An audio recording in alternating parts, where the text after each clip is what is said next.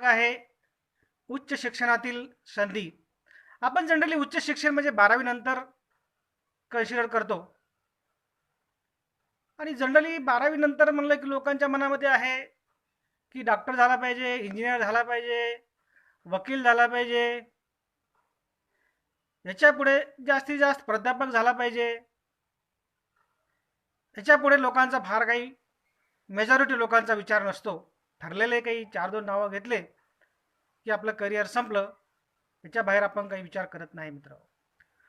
परंतु यामध्ये यापेक्षा बाहेर येऊन 12वी नंतर अजून काय काय ऑप्शन्स आहेत याचाही विचार केला पाहिजे. समजा तुम्ही 12वी आर्ट घेतलं किंवा 12वी सायन्स घेतलं किंवा 12वी कॉमर्स असेल तरी सुद्धा कुठल्याही क्षेत्रामध्ये कमी नाही आहे. प्रत्येक क्षेत्रामध्ये तेवढीच डिमांड आहे मित्र, तेवढीच ताकद आहे, तेवढंच त्याला महत्त्व आहे. आता 12वी आर्ट झाल्यानंतर सध्या लॉकडाऊन आहे. कोरोनाच्या धर्तीवर कोरोना असल्यामुळे या कोविड-19चा जो इम्पॅक्ट आलेला आहे त्यामुळे सगळे विद्यार्थी घरामध्ये आहेत, पालकसुद्धा घरामध्ये आहेत आणि एक संदिग्ध वातावरण सध्या आहे. मला वाटतं याचा खऱ्या अर्थाने चांगला उपयोग जर करून घ्यायचा असेल तर आपण आपलं नियोजन करण्यासाठी, आपला निर्णय योग्य रीतीने घेण्यासाठी एक्सपर्ट लोकांशी चर्चा करणं गरजेचं आहे, ऑनलाईन मीटिंग घेणं गरजेचं आहे आणि एक्झॅक्टली काय करावं काय नाही करावं याचा निर्णय स्वतःच मुलांना घ्यायचा आहे. पालक आहे आणि स्वतः जो पाल्य आहे यांनी एकत्र बसून हा निर्णय घेणं गरजेचं आहे. सर्वांशी चर्चा करावी. परंतु मुलाची आवड निवड काय याच्यावर विशेष लक्ष पालकांनी देणं गरजेचं आहे. पालकांनी मुलावर प्रेशर आणू नये किंवा त्यांना तू हेच कर किंवा समजा काही गोष्टी काय होतं की पालकाचं स्वप्न असतं की मला IAS होता आलं नाही, मला IPS होता आलं नाही, मग माझ्या मुलानं झालंच पाहिजे. असं काही जरुरी नाही आहे. म्हणजे तुमचं स्वप्न मुलात लादून चालणार नाही. मुलाचं स्वप्न काय आहे ते अगोदर बघणं गरजेचं आहे आणि ते मुलाचं जे स्वप्न असेल त्याला वाट करून देणं, त्याला योग्य दिशेने मार्गदर्शन करणं, त्या दिशेने त्याला सपोर्ट करणं हे पालकांचं कर्तव्य आहे असं मी समजतो.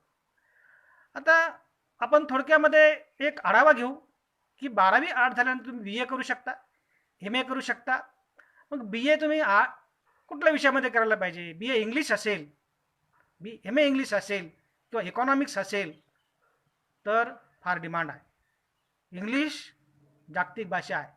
कुठेही घ्याल तुम्ही जर MA इंग्लिश असेल, चांगले मार्क PhD मध्ये इंग्लिशमध्ये असेल, चांगले मार्क असतील तुम्हाला निश्चितच इंग्लिश नुसतं मार्क असून पण चालत नाही मित्र.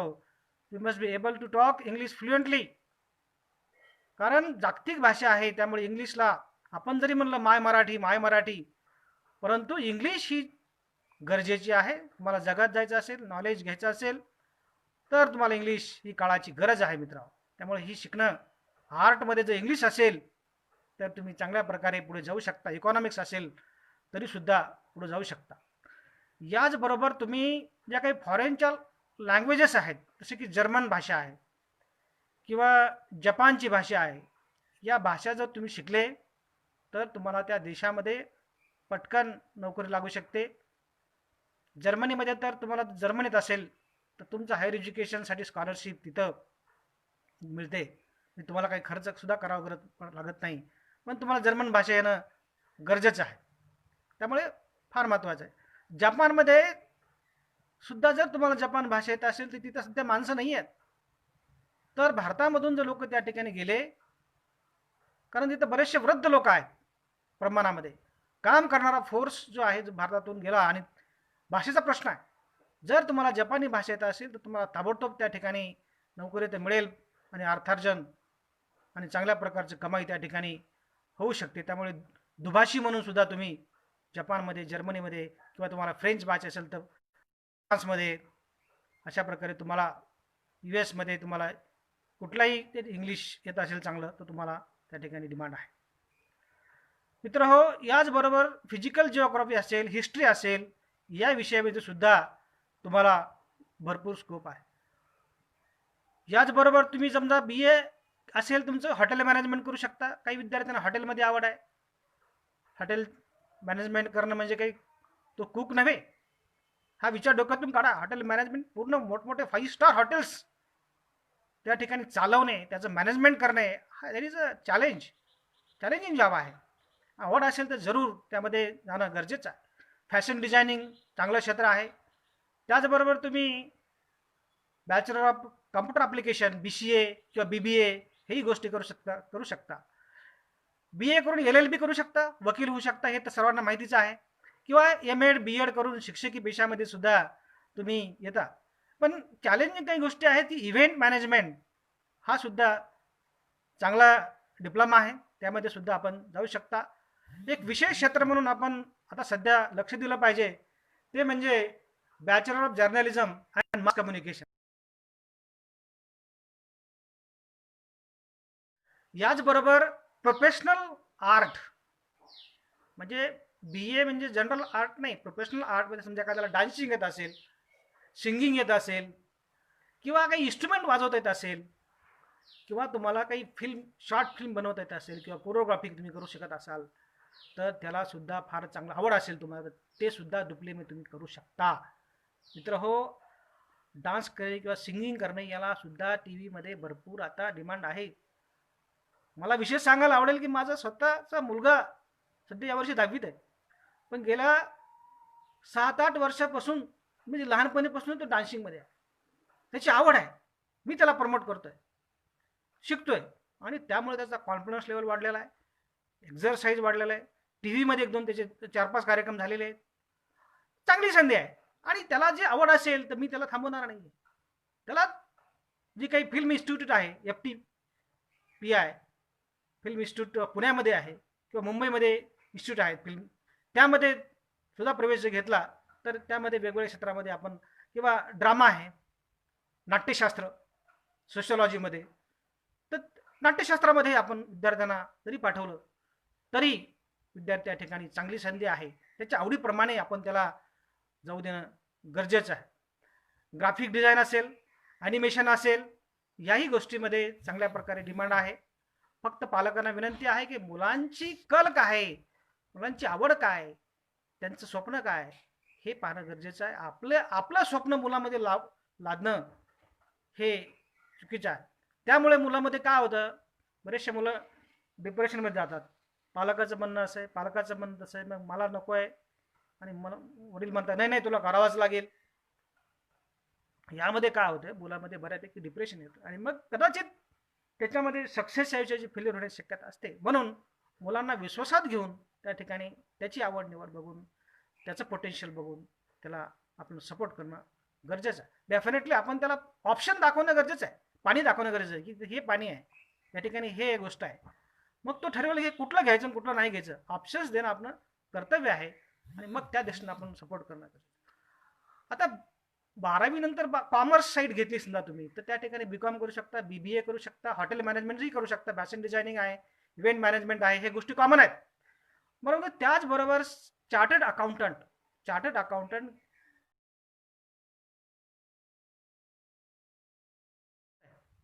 तुमचे CFA कुठे आहेत, चार्टर्ड फायनान्शियल अकाउंटंट असेल किंवा चार्टर्ड अकाउंटंट असतील, हे कुठे नाहीतच ना, नावाला आहेत. त्यामध्ये प्रचंड पैसा आहे. भरपूर बिझनेस मॅनेजमेंट त्या ठिकाणी बिझनेस अकाउंटिंग करू शकतात किंवा ICW आहे, त्याच्यामध्ये आपले लोक फार कमी आहेत. किंवा चार्टर्ड फायनान्शियल प्लॅनर याही गोष्टीमध्ये भरपूर स्कोप आहे. पण GFPमध्ये तर या ठिकाणी सुद्धा आपण प्रकर्षाने त्या ठिकाणी जाणं, विशेष तर काबीज करणं गरजेचं आहे मित्रहो. कारण यामध्ये संधी आहे आणि पैशाची त्या ठिकाणी हमी आहे. जर तुम्ही CA वगैरे होत असाल तर हे 2 क्षेत्र झाल्यानंतर आपण दुसरा आहे 12वी सायन्स. 12वी सायन्स असेल तर ते वर्सटाईल आहे. त्यामुळे ते तुम्ही जे BA आणि कॉमर्स जे करायचं आहे ते 12वी सायन्स असेल तर ते पण करू शकता.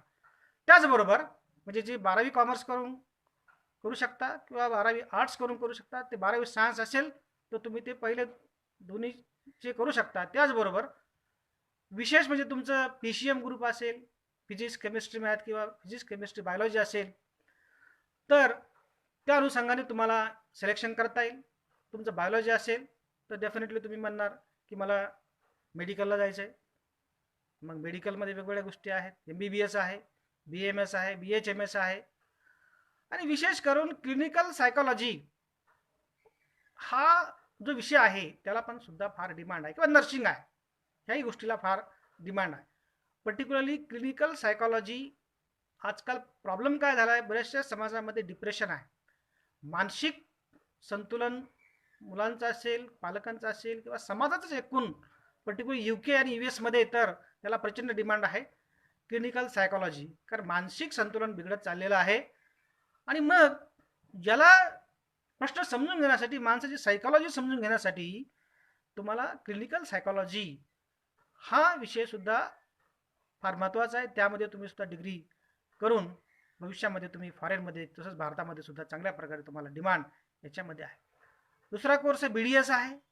बाकी तुम्ही तेच म्हणजे मेडिकल कोर्सेस संपल्यानंतर BDS करू शकता, किंवा BSc ऑनर्स त्याला सुद्धा फार डिमांड आहे. जसं BA ऑनर्सला पण डिमांड आहे, तसं BSc ऑनर्स याला सुद्धा या ठिकाणी डिमांड आहे.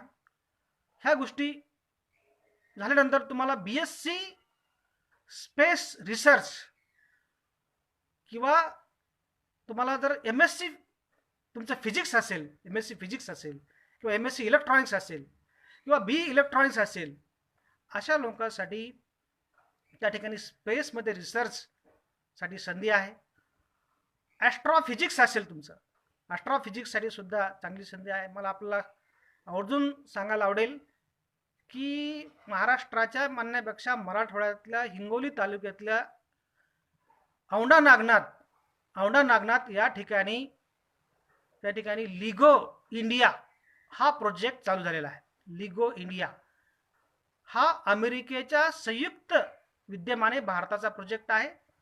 हा आहे laser interferometry gravitational wave observatory, लिगो project आहे. तर याच्यामध्ये स्पेस रिसर्च आणि जे ग्रॅव्हिटेशनल वेव्ज आहेत, ग्रॅव्हिटेशनल वेव्ज याच्यावर रिसर्च करण्यासाठी ती इन्स्टिट्यूट त्या ठिकाणी उभी राहत आहे.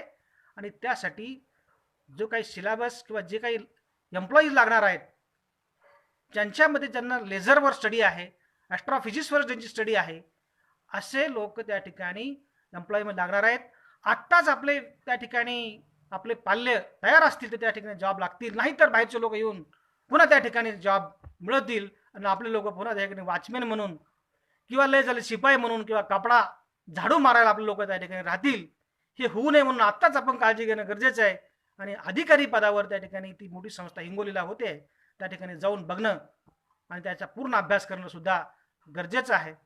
हे मला आवर्जून या ठिकाणी सांगायला आवडेल. नाही तर वॉचमॅन म्हणून आपण पुन्हा त्या ठिकाणी 100% आपली नियुक्ती होऊ शकते, असं मला आवर्जून सांगायला आवडेल.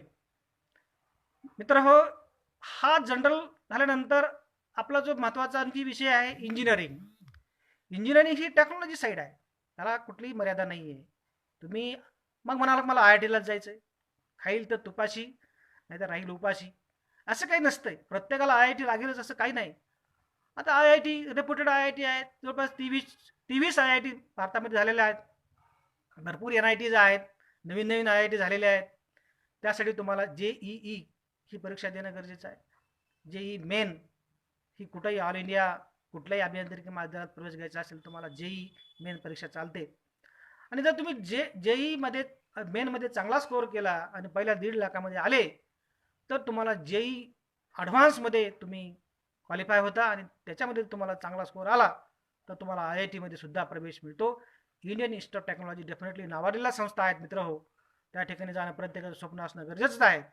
परंतु नाही जरी झालं, तुमच्याकडे जर नॉलेज असेल तर कुठल्याही अभियांत्रिकी महाविद्यालयात प्रवेश घेतला आणि तुम्ही जर त्या स्वतःच्या विचाराप्रमाणे, स्वतःच्या कृतीप्रमाणे, स्वतःचं इच्छाशक्ती वाढवली तर तुम्ही चांगलं नॉलेज मिळू शकता.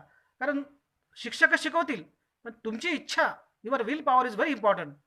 तुमची विल पॉवर असेल तर तुम्ही निश्चितच कुठल्याही क्षेत्रामध्ये, कुठलंही क्षेत्र कमी नाही आहे मित्र, कुठलंही असे आहे त्यामध्ये तुम्ही पुढे निश्चितच जाऊ शकता.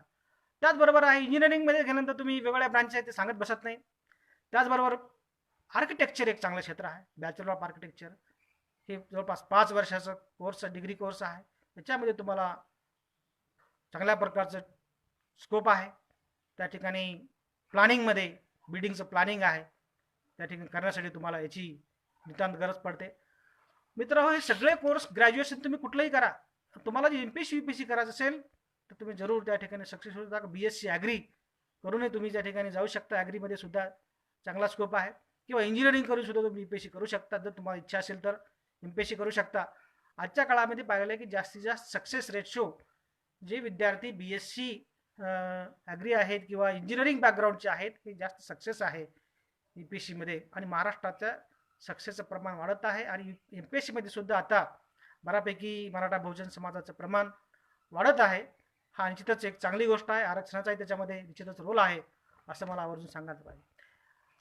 अजून एक क्षेत्र आपल्याला मला सांगायचं आहे की ज्यामध्ये महाराष्ट्रातील लोक बिलकुलच नसतात ते म्हणजे एनडीए किंवा एअरफोर्स पायलट म्हणून किंवा आर्मीमध्ये लेफ्टनंट म्हणून किंवा लेफ्टनंट कॅप्टन म्हणून जात नाहीत किंवा नेव्हीमध्ये पण नसतात.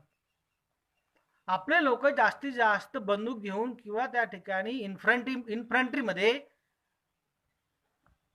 त्या ठिकाणी कॉन्स्टेबल म्हणून किंवा एक फौजी म्हणून आहेत. ही चांगली अभिमानाची गोष्ट आहे. परंतु नुसतं फौजी म्हणून चालत नाही तर आपल्याला त्याचबरोबर त्या ठिकाणी अधिकारी पदावर जाणं गरजेचं आहे मित्रांनो. आणि एनडीएमध्ये महाराष्ट्रातील लोक फार कमी आहेत. आणि विशेष म्हणजे नॅशनल डिफेन्स अकॅडमी ही महाराष्ट्रात आहे. खडकवासला या ठिकाणी म्हणजे तुमच्या जवळ आहे. काकेत कळसाने गावाला वळसा आहे. एनडीएची अकॅडमी महाराष्ट्रात आहे. पण त्याचा फायदा आपले घेत नाही. त्या ठिकाणी परप्रांतीय लोक, उत्तर भारतीय लोकांचं जास्त त्या ठिकाणी पंजाबी लोकांचं प्राबल्य आहे. आणि आपल्याला ही चांगली संधी आहे मित्रहो. आपण या ठिकाणी महाराष्ट्रातील माणसं आहोत. दगड धोंड्यातली राकट माणसं आहोत. आपली इच्छाशक्ती असेल, आपल्या मन जर आपण स्ट्रॉंग केलं तर आपण एनडीएला सहज धडक मारू शकतो. त्या ठिकाणी मला आवर्जून सांगायला आवडेल की 12वी नंतर जी काही एनडीएची एक्झाम आहे ती आपण जर पास झाला त्यामध्ये काही विशेष नाही, मॅथमॅटिक्स आहे आणि जनरल जीके ह्या 2 पेपर असतात. ते पेपर आपण 12वी नंतर दिले तर तुम्हाला एनडीएला ॲडमिशन मिळू शकतं. त्या ठिकाणी इंटरव्ह्यू होईल, तुमचं ॲडमिशन होऊ शकते. पण मित्रांनो, समजा तुमचा 12वीचा चान्स हुकलाच तर तुम्ही ग्रॅज्युएट झाल्यानंतर समजा बीएससी किंवा कुठले टेक्निकल तुमचं पीसीएम ग्रुप असेल त्याला पीसीएम ग्रुपची आवश्यकता आहे किंवा बीई झालात तर तुम्हाला सीडीएस मधून तुम्ही सुद्धा त्या ठिकाणी कंबाईंड डिफेन्स स्कीमच्या अंतर्गत सुद्धा तुम्ही त्या ठिकाणी जाऊ शकता असं आपल्याला मला आवर्जून सांगायला आवडेल. परंतु त्या ठिकाणी तुम्ही जरूर एनडीएमध्ये विचार करावा. कारण महाराष्ट्रामधील फार कमी लोक त्या ठिकाणी आहेत आणि फार मानाचं सर्व्हिस आहे.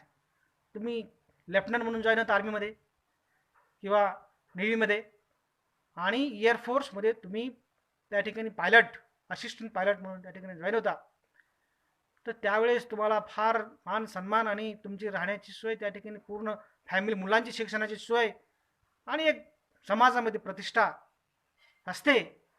तर जर का आपण मानी असू, आपल्याला वाटतं मला मान मिळाला पाहिजे, देशासाठी मी काहीतरी केलं पाहिजे, तर रोडवर फिरण्यापेक्षा रोडवर फिरून मान मिळत नसतो.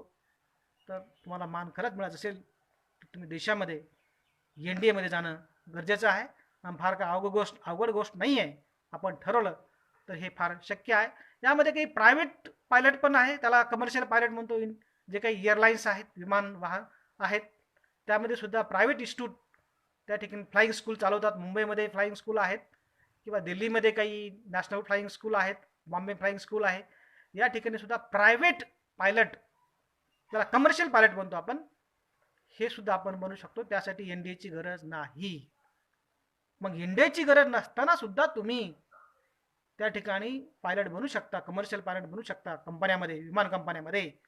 म्हणून त्याला खर्च प्रचंड आहे. 50 ते 60 लाख रुपये खर्च लागतो तो कोर्स करण्यासाठी. तुमची जर ती ताकद असेल तर डेफिनेटली तिथं पण तुम्ही जाऊ शकता. परंतु एनडीए थ्रू जर तुम्ही गेला तर डायरेक्ट आर्मीमध्ये एक देश सेवा म्हणून आहे आणि त्याचा पूर्ण खर्च ट्रेनिंग शासन उचलतं. म्हणून त्याला काही खर्च येत नाही. फक्त तुमचं मेरिट असणं गरजेचं, तुम्ही पास होणं गरजेचं आहे. ही कळकळीचं आपल्याला सांगायला पाहिजे. आपलं फिजिकल आणि ॲथलेटिक्स ह्या गोष्टी आपण जर चांगल्या असाल तर डेफिनेटली आपण त्या ठिकाणी घुसणं गरजेचं आहे. ही काळाची गरज आहे. महिला असतील तर त्यांना सुद्धा त्या ठिकाणी MNS म्हणून मेडिकल नर्सिंग स्कीम आहे, त्यामध्ये ते जाऊ शकतात. नर्सची तिथं पण गरज असते. महिला पण त्या ठिकाणी आर्मीमध्ये किंवा पायलटमध्ये ह्याच्यामध्ये जाऊ शकतात. तर त्या ठिकाणी सुद्धा या ठिकाणी मागं राहण्याची गरज नाही आहे, असं मला आपला आवर्जून सांगायचं आहे. तर शिक्षणामध्ये प्रचंड स्कोप आहे. परदेशामध्ये तुम्ही हायर स्टडीला पण जाऊ शकता. तुमचं ग्रॅज्युएट झाल्यानंतर तुम्ही एक एक्झाम असते GRE टोफेल, आणि GRE टोफेल तुम्ही दिल्यानंतर तुम्ही US, UK, ऑस्ट्रेलिया, जर्मनी अशा देशामध्ये तुमचं MS किंवा मास्टर ऑफ सायन्स वेगवेगळ्या शाखामध्ये तुम्ही करू शकता, आणि टॉप युनिव्हर्सिटीजमध्ये तुम्ही त्या ठिकाणी जाऊ शकता. मग टॉप युनिव्हर्सिटीमध्ये जाण्यासाठी तुम्हाला त्याच्या स्कॉलरशिप्स जर मिळाल्या तुम्हाला ते शक्य आहे, किंवा भारत सरकारसुद्धा काही स्कॉलरशिप प्रोव्हाइड करत आहे हायर एज्युकेशनसाठी. तर त्या स्कॉलरशिप घेऊन तुम्ही परदेशामध्ये जाऊ शकता, MS करू शकता, किंवा MBA त्या ठिकाणी करू शकता. MBA हा कोर्स तुम्ही भारतामध्ये जे रेप्युटेड इन्स्टिट्यूट आहेत, Indian institute of managements Ahmedabad आहे, किंवा अशा भरपूर संस्था आहेत, त्या ठिकाणी तुम्ही कुठलंही ग्रॅज्युएशन झाल्यानंतर त्याची कॅट एक्झाम असते, आणि ती कॅट एक्झाम पास झाल्यानंतर तुम्हाला MBA मध्ये प्रवेश मिळतो. तुम्हाला वाटलं मला परदेशामध्ये करायचं आहे, तर तुम्ही परदेशामध्ये सुद्धा MBA किंवा MS करू शकता. भारत सरकारचं स्कॉलरशिप तुम्ही अवेल करून किंवा बँकिंगचं लोन घेऊन. तसंच तुम्हाला जर ज्या देशामध्ये तुम्ही जाणार आहात त्या देशामध्ये जर काही स्कॉलरशिप त्या विद्यापीठ प्रोव्हाइड करत असेल, तर काही क्षेत्रामध्ये त्या ठिकाणी अवेलेबल आहे. काही देशामध्ये तुम्ही ते पण अवेल करून परदेशामध्ये जाऊन शिक्षण पूर्ण करून डेफिनेटली तुम्ही चांगल्या पगाराची नोकरी त्या ठिकाणी मिळू शकता, असं मला विशेष आवर्जून सांगा. शिक्षण क्षेत्रामध्ये भरपूर काही सांगू शकतो. फक्त आपल्याला मुलांची आवड निवड हे बघणं गरजेचं आहे, आणि मुलां जर मानसिकरित्या जर मुलं स्ट्रॉंग असतील, मुलं जर फिजिकलरित्या स्ट्रॉंग असतील, आणि थोडेफार मार्क जरी कमी असतील तरी मुलं पुढे जाऊ शकतात. बरेचसे उदाहरणं आहेत की बरेचसे विद्यार्थ्याला 50% आहेत 12वीला, किंवा 10वीला 60% आहेत, हे UPSCला सक्सेस झालेले आहेत, IAS IPS झालेले आहेत, मोठमोठ्या पदावर गेलेले आहेत. ही आपल्याला आवर्जून सांगायला आवडेल. त्यामुळे मार्कावरच फार काही नाही, अभ्यास जरूर करणं गरजेचं आहे, पण मार्क कमी पडले म्हणून डिप्रेशनमध्ये किंवा त्याला खाली पडून बोलण्यामध्ये मला वाटतं काही शहाणपणा नाही आहे. कारण 10वीचा निकाल आज लागलेला आहे, आणि डेफिनेटली पालक विचार करत आहेत. त्या हिशोबाने सुद्धा आपण विचार करणं गरजेचं आहे, आणि पुढील वाटचाल करण्यासाठी आपण त्याचा विचार जरूर करावा. आता आपला दुसरा विषय जो आहे महत्त्वाचा, उद्योजकता विकास, हा एक महत्त्वाचा विषय आपल्यासाठी आपण सेक्शन पार्ट 2 मध्ये आपण विचार करूयात की उद्योजकता विकास हा सुद्धा फार काळाची गरज आहे. पर्टिक्युलरली महाराष्ट्र हा कस्टमरचा राज्य आहे. म्हणजे महाराष्ट्रातील प्रत्येक माणूस हा काय ग्राहक आहे, कस्टमर आहे. तो दुकानदार नाहीये, तो बिझनेसमॅन नाहीये, तो एंटरप्रेनर नाहीये. रांगेत राहून माल खरेदी करणारा महाराष्ट्र आहे. दुकानाच्या बाहेरून उभा राहणारा महाराष्ट्र आहे, दुकानाच्या आतून उभा राहणारा महाराष्ट्र नाही. तर आपल्या दुकानाच्या आतून उभा राहणारे माणसं निर्माण फार भूमिका मांडलेली की आपण बोटाच्या पालिश पासून केसाच्या मालिश पर्यंत छोटा मोठा कुठलाही बिझनेस असू द्या केला पाहिजे. आणि बेकार होऊन रस्त्यावर फिरण्यापेक्षा किंवा रांगेत राहून माल खरेदी करण्यापेक्षा आपण काहीतरी बिझनेस टाकणं डेफिनेटली काळाची गरज आहे. आता आपण शिक्षणाचं सांगितलं, पण प्रत्येकालाच नोकरी लागेल असं काही जरुरी नाही आहे. प्रत्येकाला नोकरी लागेल असं काही जरुरी नाही आहे. त्या केसमध्ये स्वतःचा बिझनेस असणं गरजेचं आहे. मी तर म्हणतो नोकरी ही नोकरी आहे. All time servant, you are all time servant. आणि तुम्ही जर एंटरप्रेनर झाला तर तुम्ही ऑल टाइम मालक आहात, ओनर आहात. आणि मग तुमच्या अंडर काही लोक नोकरदार म्हणून तुम्ही नोकर एम्प्लॉयमेंट देऊ शकता, ही मोठी गोष्ट आहे. त्यामुळे हाही विषय फार महत्त्वाचा आहे. पण बिझनेस करायचं असेल तुमच्यामध्ये विल पॉवर पाहिजे, संघर्ष आहे, त्यामध्ये संघर्ष प्रचंड आहे, खाच खळगे आहे, अडचणी आहेत, फुल टाइम देऊन तुम्हाला काम करावं लागतंय. रात्री तुम्हाला प्रॉब्लेम आला तर सॉल्व्ह करण्यासाठी सुरुवातीच्या पिरियडमध्ये डेफिनेटली तुम्ही तयारी पाहिजे. जर तुमची ही तयारी असेल तर तुम्हाला कुणी रोखू शकत नाही. पैसा आपोआप येईल, पैशाच्या मागे पळायची गरज नाही, पैसा तुमच्या मागे पळेल. ही मी आवर्जून तुम्हाला सांगू इच्छितो. जर तुमची तयारी, मेहनत करायची तयारी पाहिजे, चिकाटी पाहिजे, चिवट पण लढलं पाहिजे. कुठलाही बिझनेस 3-4 वर्षानंतर स्टेबल होतो. मराठी माणसाचं, मराठा बहुजन समाजाचं काय, बिझनेस टाकला की पुढच्या महिन्यामध्ये माझा बिझनेसला लगे मला 1,00,000 रुपये आले पाहिजे अशी इच्छा, असं होत नसतं. की जनरली काय होतं, समजा एखाद्याने दुकान टाकलं, एखाद्याने बिझनेस टाकला, की त्याच्याच भावकीतला येऊन त्याच्याच शेजारी तशाच प्रकारे दुकान टाकतो. म्हणजे काय, हे पाय ओढण्याचे प्रकार झाले. असं न करता दुकान ते जरी टाकलं दुसऱ्या भागात जाऊन टाकावं. आणि आपसामधली स्पर्धा ही कॉम्पिटेटिव्ह स्पर्धा ही हेल्दी असली पाहिजे. म्हणजे काय होतं, त्याने टाकलं का आपण तेच टाकू, ह्याने टाकलं का आपण तेच टाकू, म्हणजे तो बी बुडाला पाहिजे आणि आपण बुडाला पाहिजे, सगळेच गाळात. अशा प्रकारचं होता कामा नाही. ही महाराष्ट्रीय वृत्ती थांबवली पाहिजे. सपोर्ट करणं एकमेकांना गरजेचं आहे. एकमेकाला जर सपोर्ट केला तर तुम्ही बघा, परप्रांतामधले असतील मारवाडी, त्या ठिकाणी जैन लोक असतील किंवा राजस्थानी लोक असतील, पंजाबी लोक असतील, कुठलाही बिझनेस ते सक्सेसच करतात. आणि आपल्याकडे कुठलाही बिझनेस दिला त्याची मातीच करतात. तर ही बदलणं गरजेचं आहे. कुठल्याही संधीचं सोनं करणं आणि कुठल्याही संधीचं माती करणं यात थोडा फरक आहे. आणि आपण डेफिनेटली ह्या दिशेने विचार केला पाहिजे असं मला वाटतंय. आणि आता बदल होतोय. मराठा सेवा संघ आणि प्रबोधनकारी या क्रांतिकारी विचारामुळे महाराष्ट्रातील जनता सुद्धा आता बदलत आहे. ही एक आनंदाची बाब आहे. आणि जर का हे झालं आणि हे मराठा बहुजन माणूस पुढे गेला तर जगाला बीट करण्याची ताकद त्याच्यामध्ये आहे. परंतु विल पॉवर निर्माण करणं गरजेचं आहे. आणि ती आता होते आहे असं मला आवर्जून एक आनंदाची आणि पॉझिटिव्ह गोष्ट आहे असं मी म्हणतो. मेहनत करायची तयारी आपल्यामध्ये आहे. आपण मरायला बी तयार आहे. पाणीपतवर आपण मेलेलं आहे. मग आपण मरायला तयार आहे, कष्ट करायला तयार आहे, तर मग बिझनेस करायला का तयार नाही याचा आपण विचार केला पाहिजे. त्यासाठी कम्युनिकेशन म्हणजे आपला माल विकण्यासाठी आपण गोड बोलणं गरजेचं आहे मित्र. गोड बोलून बिझनेस माल विकणं ही एक कला आहे. ती आपण सुद्धा असणं गरजेचे आहे. आणि चिवटपणे नवीन नवीन गोष्टी शिकून घेतल्या आल्या पाहिजे. समजा बिझनेस बदलला तर अप टू डेट राहणं गरजेचं आहे. We have to update our business. तोच बिझनेस आहे, वारंवार वर्षानुवर्ष चालू आहे, तर मात्र तो बिझनेस टिकत नाही. मी तुम्हाला सांगतो की नोकिया कंपनी आहे. नोकिया कंपनीचा प्रोडक्ट चांगला होता, पण ती कंपनी नंतर बॅकफुटर गेली. प्रोडक्ट चांगला असताना सुद्धा. याचं कारण काय की त्यांनी अँड्रॉइड स्वीकारलं. अँड्रॉइडला ते कोरिलेट झालं नाही. आणि मग अँड्रॉइड त्यांनी स्वीकारलं. न स्वीकारल्यामुळे जे फीचर्स समाजाला पाहिजेत, युवकांना पाहिजे, त्यात ते मिळाले नाही. आणि मग ती कंपनीला मागायला बंद पडली. प्रोडक्ट पाठीमागे गेली त्या ठिकाणी. असं होऊ शकते. त्यामुळे आपला बिझनेस हा अपडेटेड, वारंवार नवीन नवीन मार्केटमध्ये काय येतंय, आपले कान उघडे पाहिजे, आपले डोळे उघडे पाहिजे, आपलं त्या ठिकाणी तोंड उघडं पाहिजे. आणि त्या ठिकाणी आपण नवीन नवीन गोष्टी अडॉप्ट केल्या पाहिजे. मग मात्र वर्सटाईल आपण बिझनेस करू शकतो, फ्लेक्झिबिलिटी आणू शकतो. त्याच बिझनेसला आपण एक्सपांड करू शकतो. त्यामध्ये काही नवीन आयटम ॲड करून आपला बिझनेस सक्सेस डेफिनेटली होतो. तोच बिझनेस वर्षानुवर्ष चालला तर मात्र मग तो मागं पडून बंद पडण्याची शक्यता असते. यामध्ये आपल्या बिझनेसची आयडिया महत्त्वाची आहे. तुम्ही काय आयडिया घेताय त्याचा संपूर्ण अभ्यास असणं गरजेचं आहे. त्या व्यवसायातला तुम्ही जे काही प्रतिष्ठित लोक आहेत, एक्सपर्ट आहेत, त्यांच्याशी बरोबर चर्चा करून अनुभव घेणं गरजेचं आहे. प्रत्यक्ष अनुभव तुम्हाला जर घेता आला तर फार गरजेचं आहे. पर्टिक्युलरली तो प्रोडक्ट, जो काही प्रोडक्ट आहे तो सेलिंग करताना काय अडचण येतात हे विचार करा.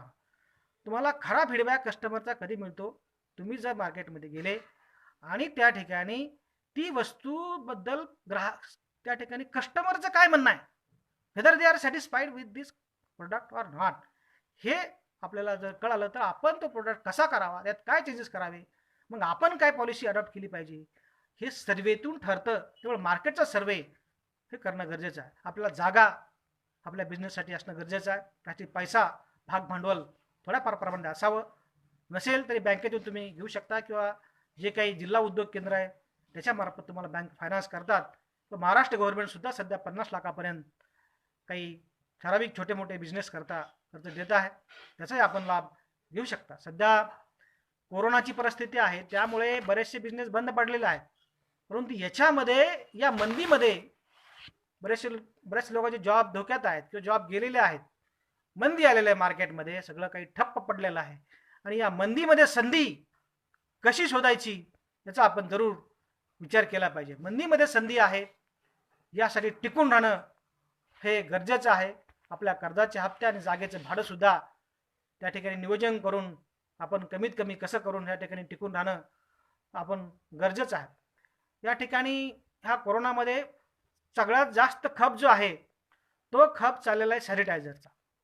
ज्यामुळे ज्या ज्या फार्मास्युटिकल कंपन्या आहेत, ज्यांना आयुर्वेदिक प्रोडक्ट बनवण्याची परमिशन आहे, ह्या सर्व कंपन्या आता फार्मास्युटिकल कंपन्या असतील किंवा आयुर्वेदिक प्रोडक्ट बनवणाऱ्या कंपन्या असतील, यांना सॅनिटायझर बनवण्याची परवानगी आहे.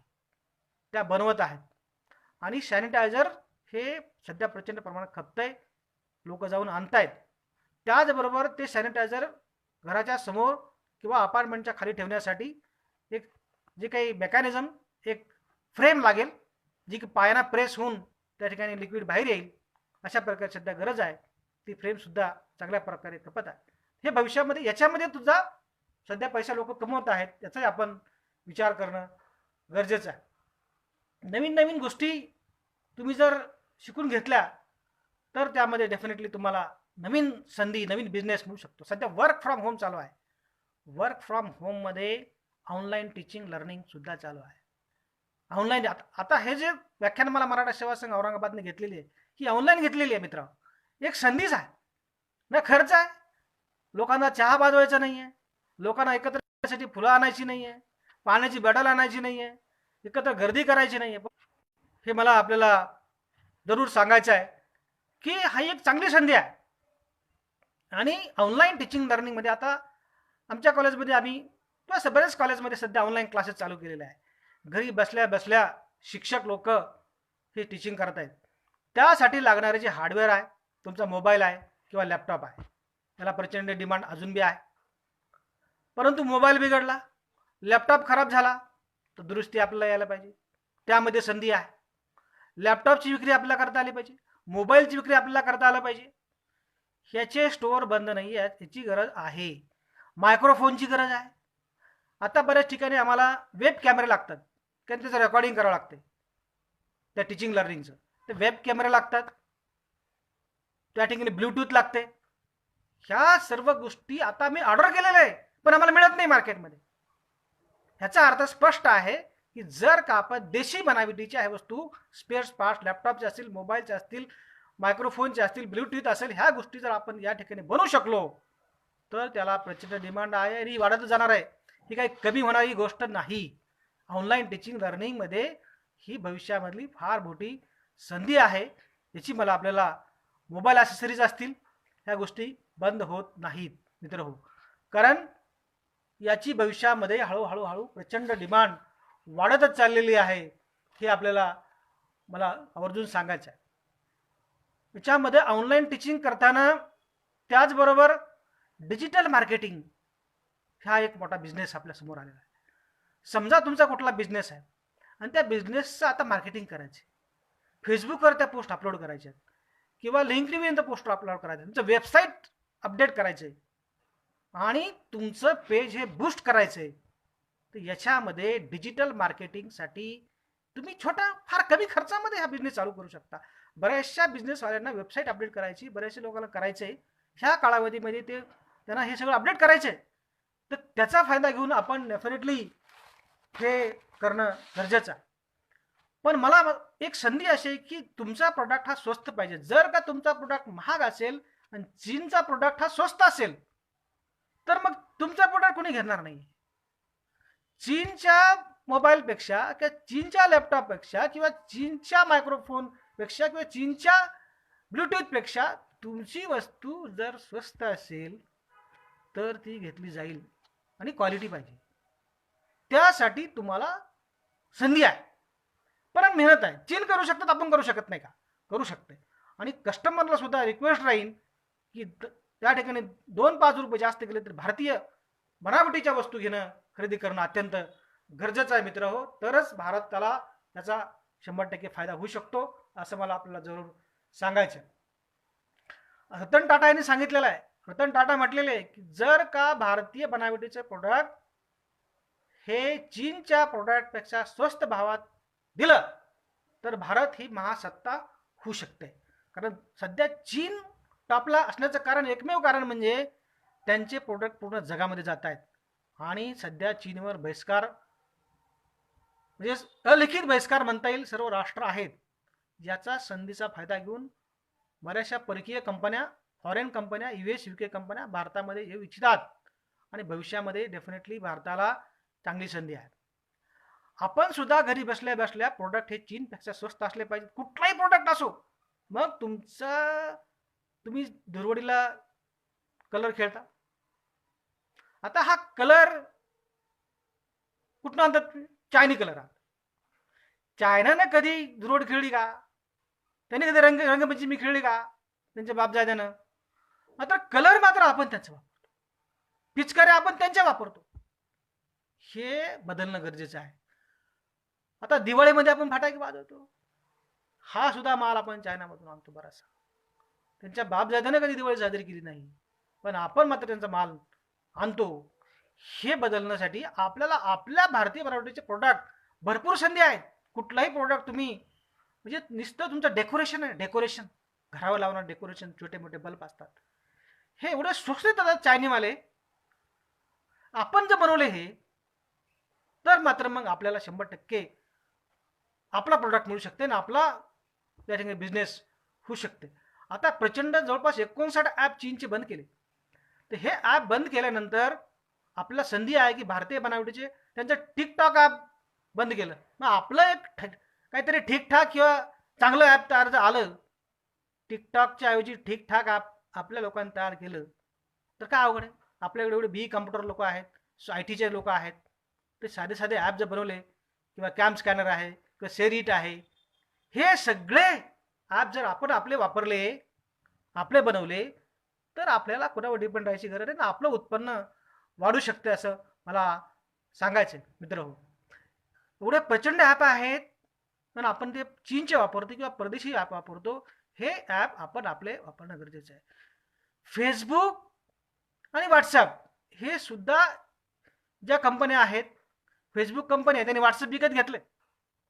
मी सांगितलं नोकिया आउटडेटेड झालं कारण त्यांनी ते स्वतः चेंजेस अडॉप्ट केले नाही. त्यामुळे आपल्याला सुद्धा चेंजेस अडॉप्ट करणं गरजेचं आहे. व्हॉट्सअपला फेसबुकने विकत घेतलं, त्याचं कारण काय की ते मार्केटमध्ये कॉम्पीट करू शकत नव्हतं, फेसबुकने त्याला टेक ओव्हर केलेला आहे. तर हे गोष्टी होऊ शकतात, त्याचा आपण सावधपणे विचार केला पाहिजे. IT इंडस्ट्रीला मरण नाही आहे. वर्क फ्रॉम होम सध्या सॉफ्टवेअर कंपन्या चालू आहेत, त्यांचं मॅन्युफॅक्चरिंग नसतं, साईट प्रोडक्शन नाही आहे, परंतु त्या ठिकाणी घरी बसल्या बसल्या सॉफ्टवेअर बनवण्याचं काम सध्या चालू आहे, हे बंद नाही आहे. त्यामुळे IT इंडस्ट्रीमध्ये ऑटोमेशन आहे, रोबोटिक्स आहे, इंटरनेट ऑफ थिंग्स आहे किंवा आर्टिफिशियल इंटेलिजन्स याला सुद्धा भविष्यामध्ये फार डिमांड आहे. आता आर्टिफिशियल इंटेलिजन्स म्हणजे काय? ड्रायव्हरलेस कार, म्हणजे ड्रायव्हरची गरज नाही आहे, कार चालेल. हे एक उदाहरण सांगेन तुम्हाला. ती आहे ड्रायव्हरलेस कार जी आर्टिफिशियल इंटेलिजन्सवर चालते किंवा मशीन लर्निंगवर चालते. याला भविष्यामध्ये चांगला स्कोप आहे आणि या ठिकाणी physical presence of human is not required in artificial intelligence, automation and robotics. म्हणजे हॉटेलमध्ये समजा सेवा द्यायची आहे तर माणसाने सर्व करण्यापेक्षा ही सर्विंग जर रोबोटने केली किंवा त्या ठिकाणी आर्टिफिशियल इंटेलिजन्स माध्यमातून जर केली तर मात्र तुम्हाला त्या ठिकाणी चांगला स्कोप आहे आणि चांगली सेवा मिळू शकते आणि रोजगारही त्या ठिकाणी ह्या बिझनेसमध्ये चांगली निर्मिती होऊ शकते. मग म्हणाल तुम्ही मग मान रिप्लेस झाला तर रोजगार निघून जाईल, तसं नाही आहे. पण हा ॲटम बनवण्यासाठी किंवा रोबोट बनवण्यासाठी मॅन पॉवर लागेलच ना.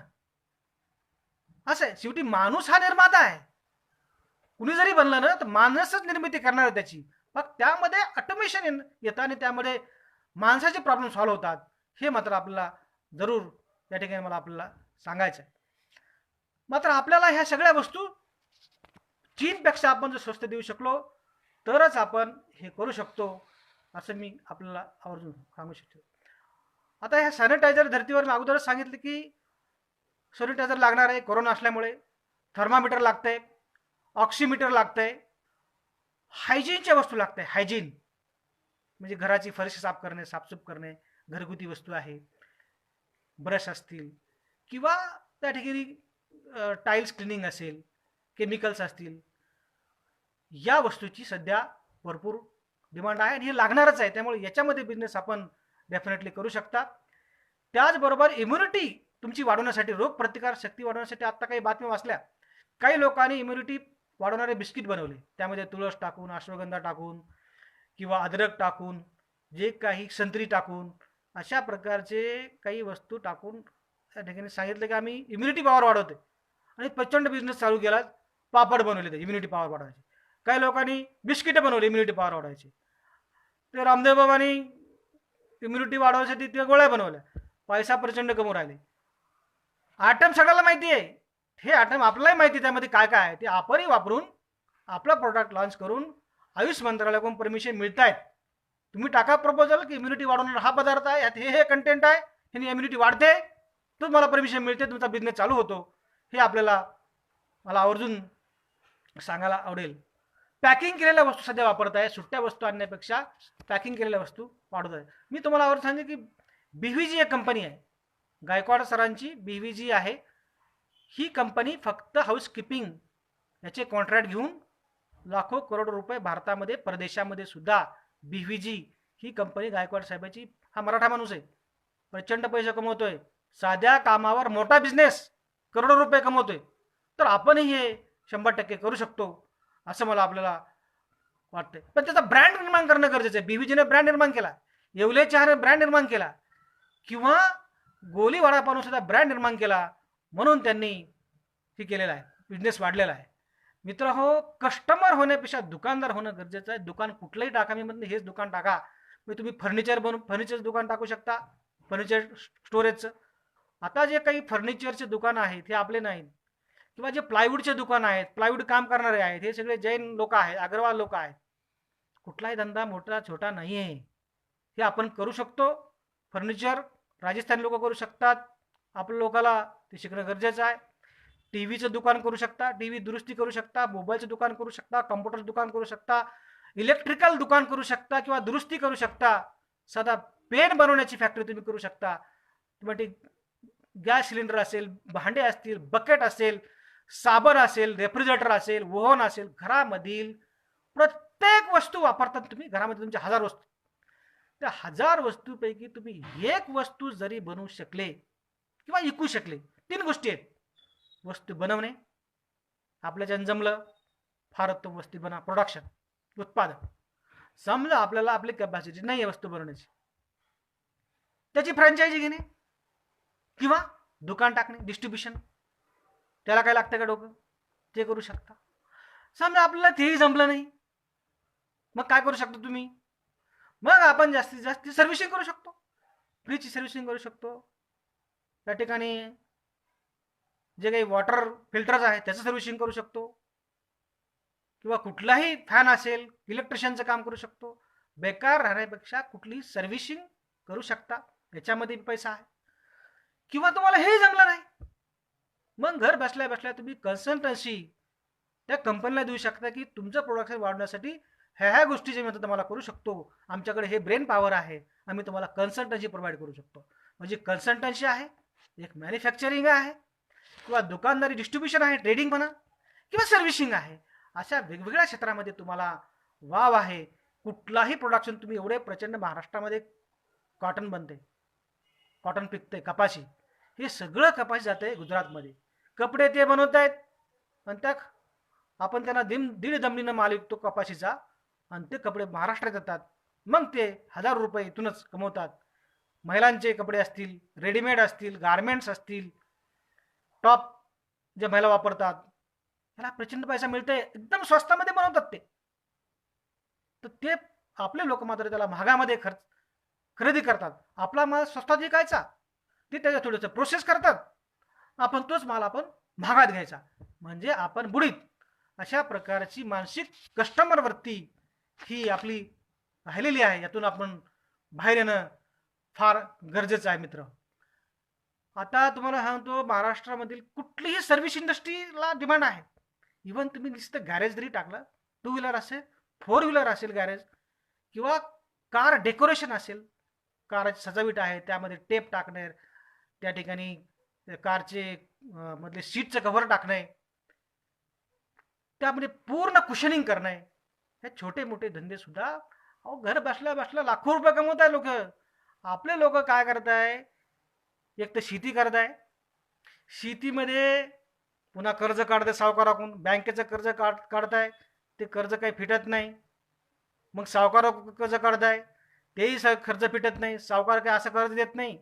सावकार हे शेती लिहून घेते आणि शेती लिहून घेतल्यानंतर हा काही पट्टा कर्ज फेडत नाही आणि मग शेती पण ती सावकाराच्या नावाने लिहून जाते आणि मग हा झाडाला लटकायला एखादी दोरी वगैरे बघून तयारच असतो, मारायला तयार आहे, पण डोकं चालवायला आणि मेहनत करायला तयारी नाही.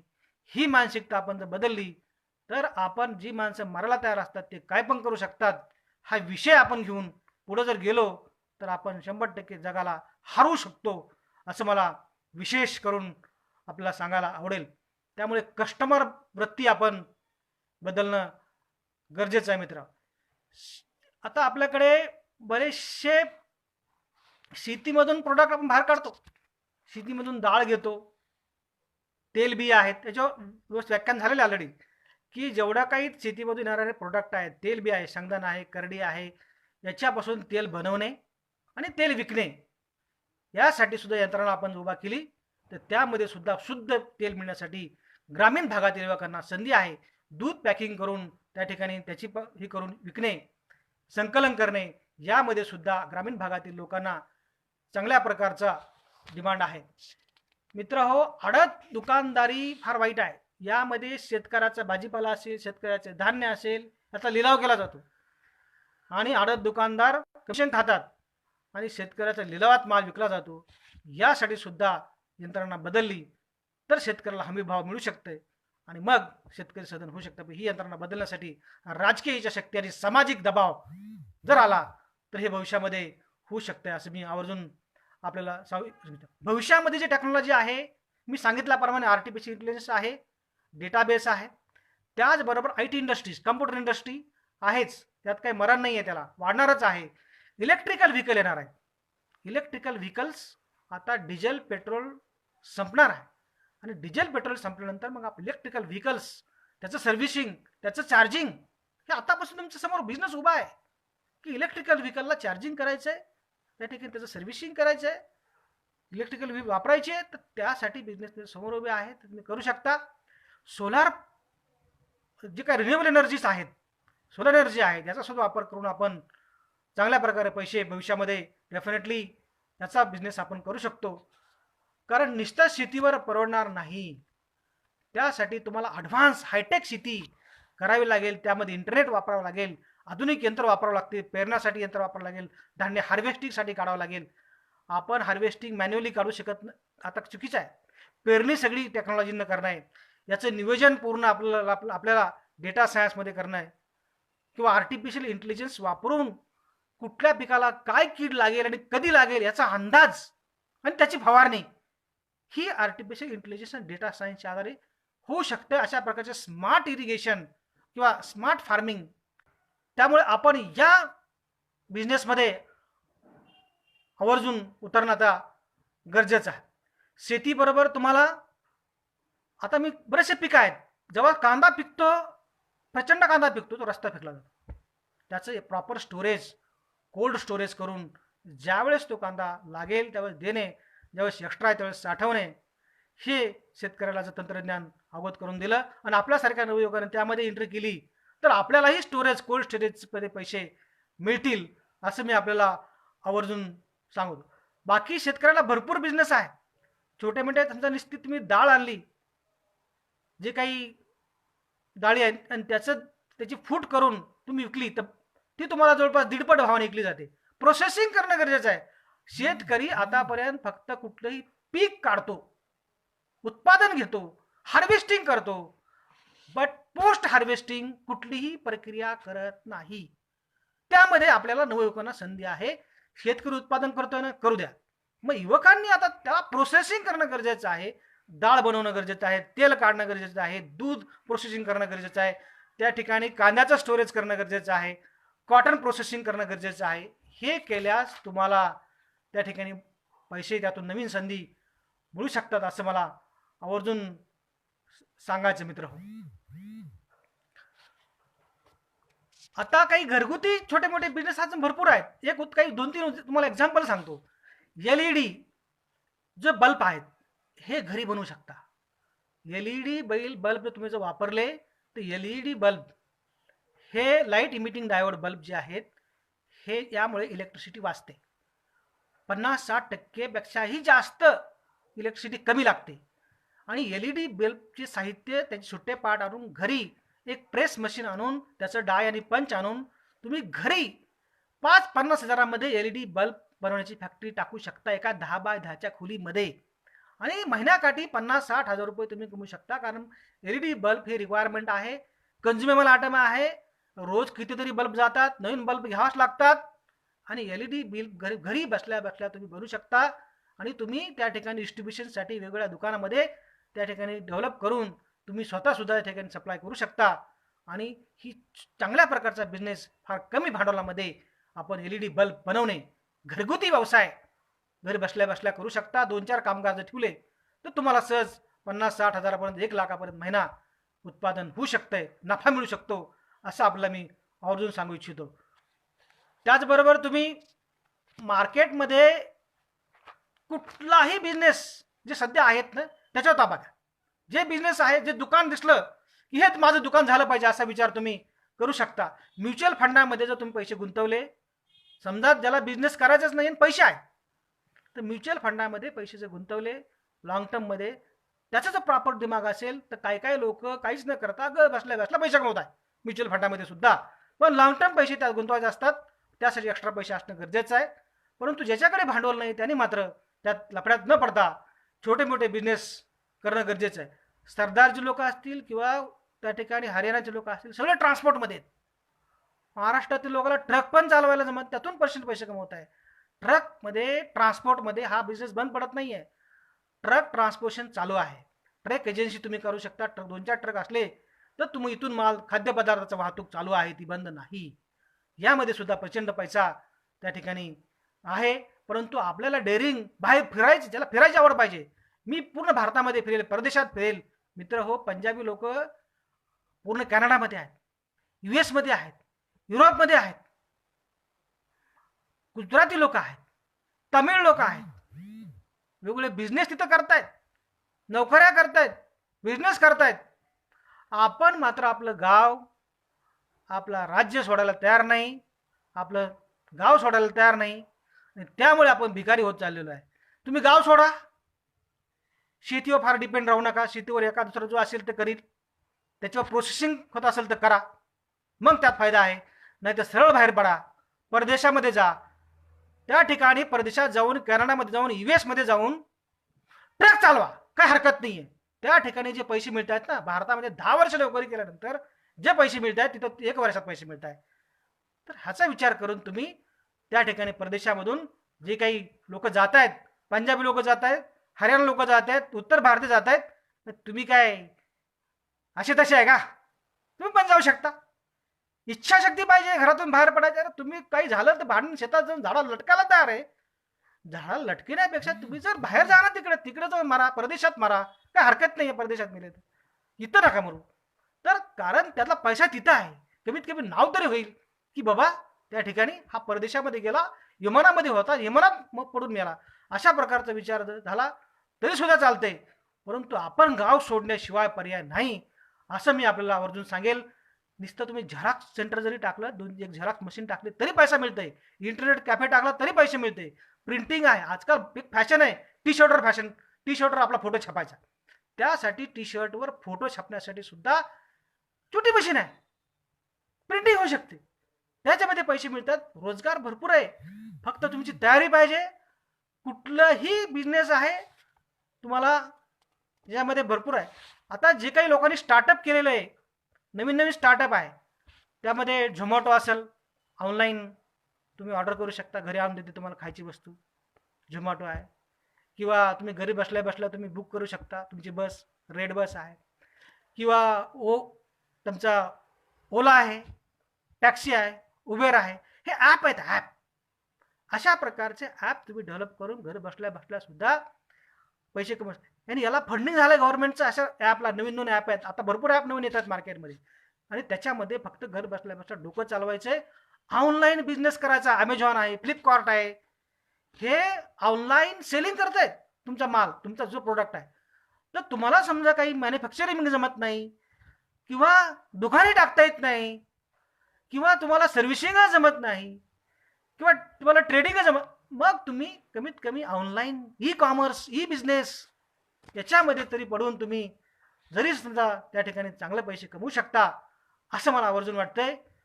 परंतु प्रचंड पैसा आहे स्टार्टअपमध्ये, नवीन नवीन टेक्नॉलॉजीमध्ये. तयारी पाहिजे, फक्त तुमची त्या ठिकाणी डोकं लावायची, मेहनत करायची आणि पैसे मग